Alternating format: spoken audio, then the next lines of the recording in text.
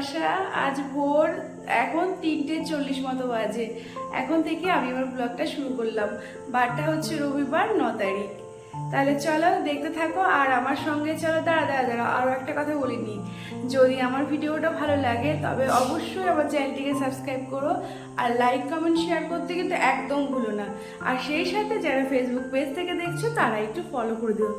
ওই দেখো ওইদিকে কিন্তু মেয়েও সকাল সকাল উঠে গেছে। আর এই দেখো এই যে সোনা এখন রেডি হয়ে বিছানায় বসে বসে বাবার ফোনটা দেখছে। আর একটু পরে সময় পাবে না, আমরা এই মাত্র রেডি হলাম আমরা দুজনে, আর একটু পরেই বেরিয়ে যাবো। দাঁড়াও চলো বাইরে দেখাচ্ছি, একটু লাইটটা দিই। এই দেখো বাইরেটা দেখেছো, এখনো কিন্তু ভোর ভোর হয়নি গো, পরিষ্কার হয়নি, কিন্তু আমরা যতটা তাড়াতাড়ি পারবো বেরিয়ে যাব। আজকে জার্নিংটা অনেকটা দূর হবে, প্রায় 200 কিলোমিটার, আর সেই জার্নিংটা করছি বাইকে। তাহলে সকাল সকালে বেরোলে কি বলো তো, রোদটা পাবো না, আরামে যাব। আর গতকালের ব্লগ যারা দেখেছো সেটা তো দেখলেই কি অবস্থা হয়েছে। আর আমাকে যেতেই হবে, তাই দুজনে না সরি 3 জনে লং জার্নি করে বাইক নিয়ে বেরোবো শিমুরালি থেকে নাজিরপুর। একা যাচ্ছি না কিন্তু, সাথে কিন্তু তোমরা যাচ্ছ। কি যাচ্ছ তো? তাহলে চলো। দাঁড়া একটু দেরি কর, এখনো বরমশাই রেডি হয়নি, একটু ওয়েট করি ওর জন্য। কি বলতো, কালকে রাত্রে এসে আবার একটু ভিডিও এডিটিং করেছি, আপলোড করেছি। কতদিন ধরে যে ব্লগ ভিডিও দেওয়া হচ্ছে না, শুধু শর্টসের উপরেই কাজ করছি, তাই কালকে না দিয়ে আর থাকতে পারলাম না। আর সেইটা করে অনেক রাত্রে ঘুমানো হয়েছে। আর অনেক রাত্রে ঘুমানো হলে না এত তাড়াতাড়ি উঠলে ঘুমটা ঠিকঠাক হয় না। দেখো চোখ মুখের অবস্থাটা দেখো, কিন্তু কিচ্ছু করার নেই, যেতেই হবে। আর এখন ভোর 4:30 বাজে, এখন আমাদের গাড়িটা ছাড়বে। আজ বাইকেই যাচ্ছি। বাইকে কেন যাচ্ছি অবশ্য তোমরা যারা গতদিনের ব্লগ দেখেছো তারা অবশ্য বুঝে গেছো। আজ আর রিস্ক নিলাম না, বুঝলে। যাই, এবার বেরিয়ে পড়লাম দুগা করে। চলো তাহলে আমার সাথে, দেখবে ভোরবেলায় তো একটু ভালোই বেশ ফাঁকা রাস্তা পেয়ে আমার বর এমন টান মারছে গাড়ি, আমি ঠিক করে ভিডিও করতে পারছি না আর সাউন্ড দিতে পারছি না। আর এই তো খুব অল্প সময় চাকদা স্টেশনের কাছে পৌঁছে গেলাম। চলো এবার দেখি সামনে গিয়ে কি রেলগেট পড়বে না ভালোই বেরিয়ে যাব, দেখা যাক। তাহলে চলো এবার যেতে থাকি।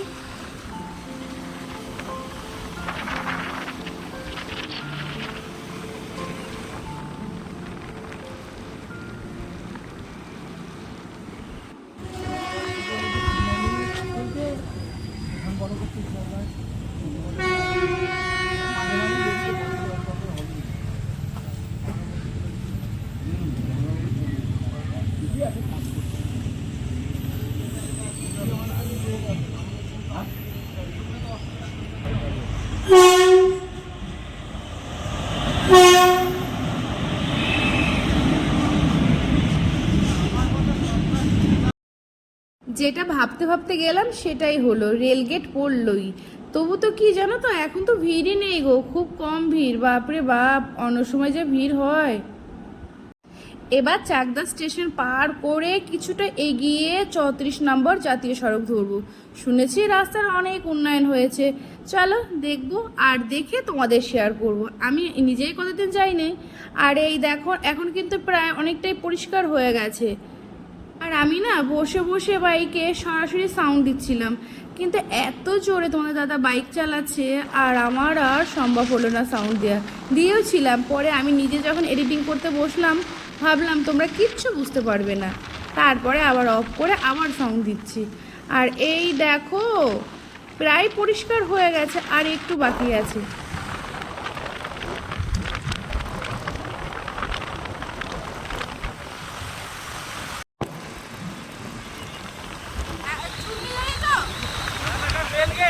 কিন্তু রাস্তাখানি চাক্কস হয়েছিল জানো, এত সুন্দর রাস্তা করেছে না, সত্যি না আসলে বুঝতেই পারতাম না। এর আগে আমরা যখন গেছি কি কষ্ট করে গেছি, অবশ্য এই দিক দিয়ে যাই না। আর এই দেখো এইটা হচ্ছে চাকদা রানাঘাটের মনোরমা হসপিটাল। ভুল বলছি, আসলে কি বলতো, আমাদের তো চাকদাতে মনোরমা আছে, এই কারণে আমাদের খেয়াল থাকে না রানাঘাটের, সেজন্য শুধু চাকদা মনোরমাই বলে বেড়াই। আচ্ছা, ভিডিওর এই পর্যায়ে এসে আরও একটা কথা বলছি, তোমরা যারা প্রতিদিন ভিডিও ফলো করছো তাদেরকে জানাই অসংখ্য ধন্যবাদ, আর যারা নতুন তাদেরকে জানাচ্ছি স্বাগত। তোমরা পাশে না থাকলে এই পথকে চলা যায় বলো? আর এই দেখো আবারও গল্প করতে করতে অনেকটাই চলে এসেছি। এটা কৃষ্ণনগর ঢুকে গেছি, এই মাত্র রাজবাড়ি পার করলাম।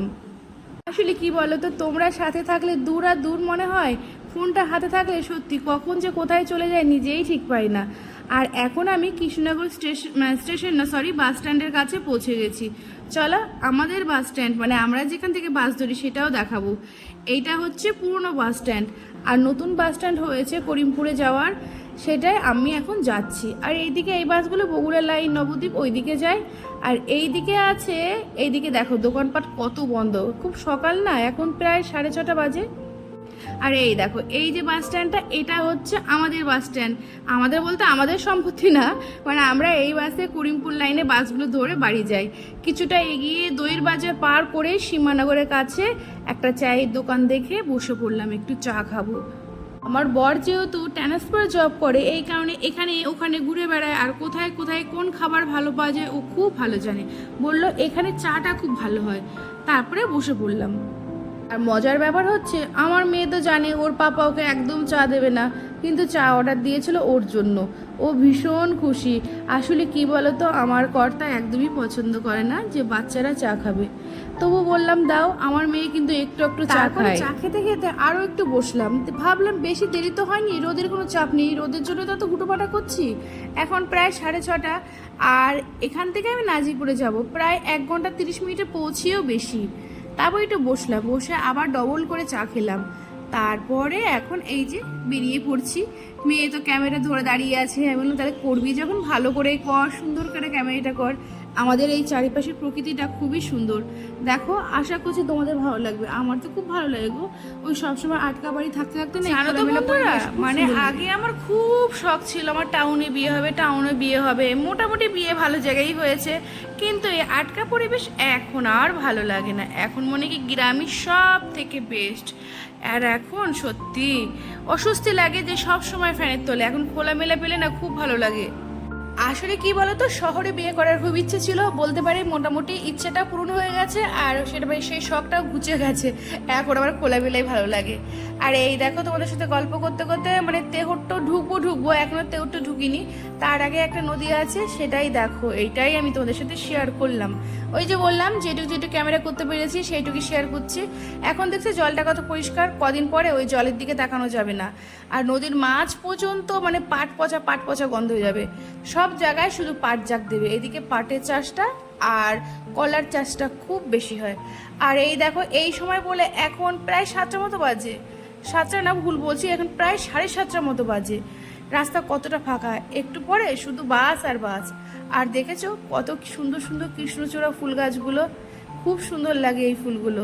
কিন্তু এই ফুল গাছগুলো আমাদের এখানে খুব লম্বা লম্বা আর বড় বড় গাছ, নিচু হলে মানে ক্যামেরাটা ঠিক করে তুলতে পারতাম, দেখতেও বেশি ভালো লাগতো।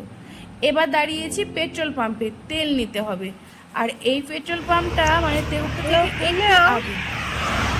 করতে এসেছিলাম ফটোশ্যুট, কিছুতেই করতে পারলাম না। হয় নাকি বাচ্চা দিয়ে সব কাজ হয়? করবে না, একটা ছবি তুলে দেবে না, সমস্যা তো হবে।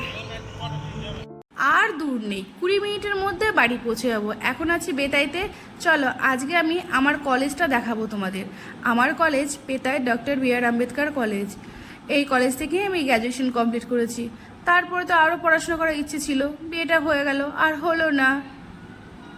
বাপরে বাপ, চুলগুলোর কি অবস্থা, পুরো রাস্তায় এই চুলগুলো খুব বিরক্ত করেছে। কি আর করবো বলো, আমার সামনে ভীষণ ছোট ছোট চুল। আচ্ছা তাহলে কমেন্ট করে তোমরা সকলে বলো কিন্তু ব্লগটা কেমন লাগলো। এখন আবার ঠিকঠাক করে না বড় ব্লগগুলো দেওয়া হয় না। আর এই দেখো তোমাদের সাথে গল্প করতে করতে কিন্তু আমি নাজিপুর বাজারে ঢুকে গেছি। এই আমার নাজিপুর বাস স্ট্যান্ড, আর আমি যাবো সিনামল রোডে। একটা রোড চলে গেল করিমপুর লাইন, আর আমাদের যে রোডটা মানে সিনামল যে রোডটা, ওটাকে থানার পাড়া লাইন বলা হয়। চলো আর কি, অনেক তো গল্প করলাম। আর এই দেখো এইটা কিন্তু আমার গার্লস স্কুল। এই স্কুলটা থেকে আমি মাধ্যমিক দেওয়া হয়েছে, মাধ্যমিক না সরি 8 পর্যন্ত পড়েছি। আমার সময় এটা নতুন স্কুল ছিল। আর এই হচ্ছে আমাদের বাড়ির পাশে বাড়ি, মানে সিনেমা হলটা পার করেই 5 নম্বর বাড়ি হচ্ছে আমার বাড়ি। তাহলে চলো আর গল্প করছি না, অনেকটাই সময় নিয়েছি তোমাদের। তোমরা সকলে ভালো থেকো, সুস্থ থেকো। আর এই দেখো বলতে বলতে আমি আমার বাড়ি চলে এসেছি। তাহলে ব্লগটাও শেষ করছি। Tata, bye bye. আবার খুব শীঘ্রই দেখা হচ্ছে, ভালো থেকো তোমরা।